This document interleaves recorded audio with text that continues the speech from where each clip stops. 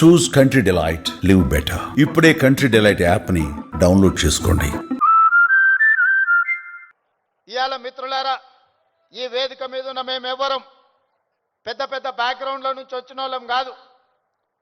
చరణ్ కు బ్యాక్గ్రౌండ్ ఉంది, కానీ చరణ్ ని ప్రభావితం చేసిన చిరంజీవి గారు ఏ బ్యాక్గ్రౌండ్ లేకుండా కష్టపడి కింది నుంచి ఈరోజు దేశమే గర్వించదగ్గ ఒక్క మహానటుడుగా, ఈరోజు ఒక్క మంచి మనిషిగా గుర్తింపు పొందిండు అని అంటే దాదాపుగా 50 సంవత్సరాల నిరంతర శ్రమ, కఠోరమైన దీక్షతోని వాళ్ళు రాణించగలిగిన.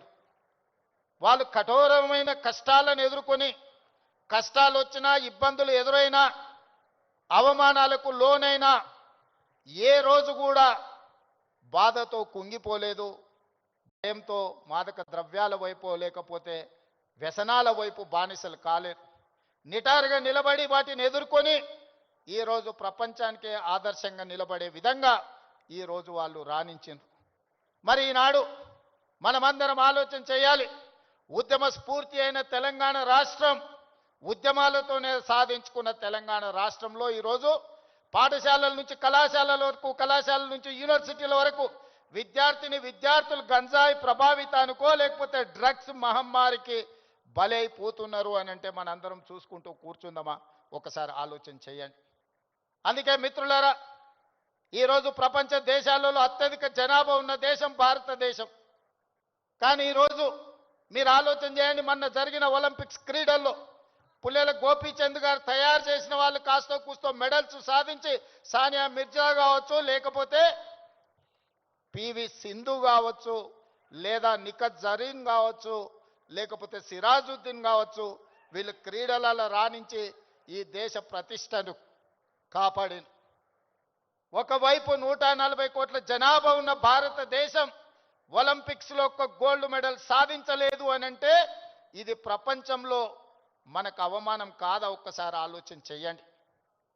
ఈరోజు ఈ దేశంలో ఉన్న జనాభాలో 15 సంవత్సరాలు పైబడి 40 సంవత్సరాల లోపల ఉన్న యువత 68%.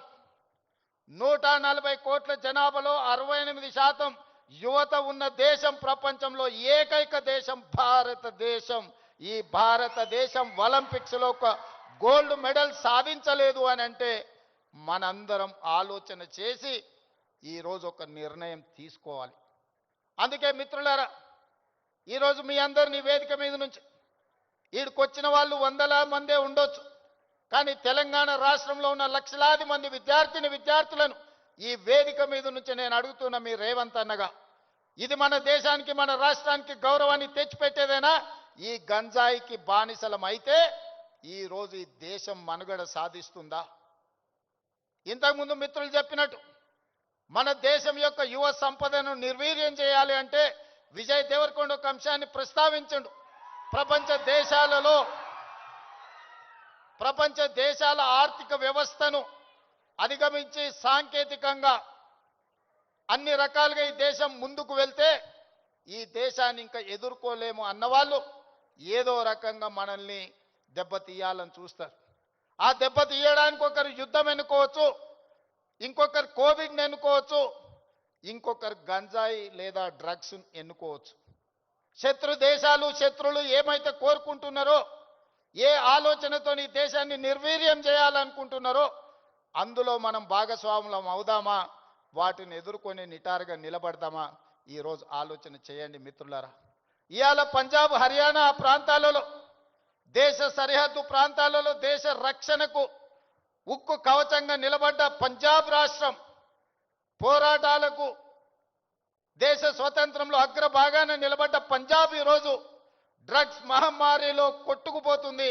ఇవాళ పంజాబ్ రాష్ట్రం నిర్వీర్యమైంది. అక్కడి యువత బానిసలుగా మారి గంజాయికు, డ్రగ్స్కు లోనై ఈరోజు ఆ కుటుంబాలు ఈరోజు అంతులేని దుఃఖంలో మునిగి తేలుతున్నారంటే దీనికి కారణాన్ని మనం ఆలోచన చేయాల్సిన అవసరం ఉన్నది. ఇవాళ ఒకనాడు యుద్ధం అంటేనే పంజాబీ వీరులు యుద్ధంలో ముందు బాగానే నిలబడి దేశాన్ని గెలిపించిన వాళ్ళు. ఈరోజు మరి అలాంటి వీరులున్న పంజాబ్ రాష్ట్రం నిర్వీర్యం అయిపోయి అక్కడ యువత గంజాయి డ్రగ్స్కి బానిసలు అవుతున్నారు అని అంటే ఇది ఎంత వేగంగా మనల్ని కబలిస్తుందో ఒక్కసారి ఆలోచన చేయండి. అందుకే డిసెంబర్ 7, 2023 నాడు బాధ్యత చేపట్టిన తర్వాత ఉన్నతాధికారులను మా మంత్రివర్గ సహచరులను సమీక్షకు పిలిచి స్పష్టమైన ఆదేశాలు ఇచ్చిన. ఈ రాష్ట్ర సరిహద్దుల్లో ఎవరైనా కాలు పెట్టాలి అని అంటే 100 సార్లు ఆలోచన చెయ్యాలి. ఈ ప్రాంతంలో అడుగు పెడితే తిరిగి పోము. అది గంజాయి అయినా, అది డ్రగ్స్ అయినా, ఇంకే రకమైన మాదక ద్రవ్యాలు తెలంగాణ సరిహద్దులను దాటనివ్వద్దు. అవసరమైతే సరిహద్దులు దాటి వాళ్ళ వెన్ను విర్చాలి అని చెప్పి ఈరోజు నేను మా అధికారులకు ఆదేశాలు ఇచ్చిన. సుమన్ టీవీలో మీ పర్సనల్ అండ్ బిజినెస్ ప్రమోషన్స్ కోసం కింది నెంబర్కి కాంటాక్ట్ చేయండి.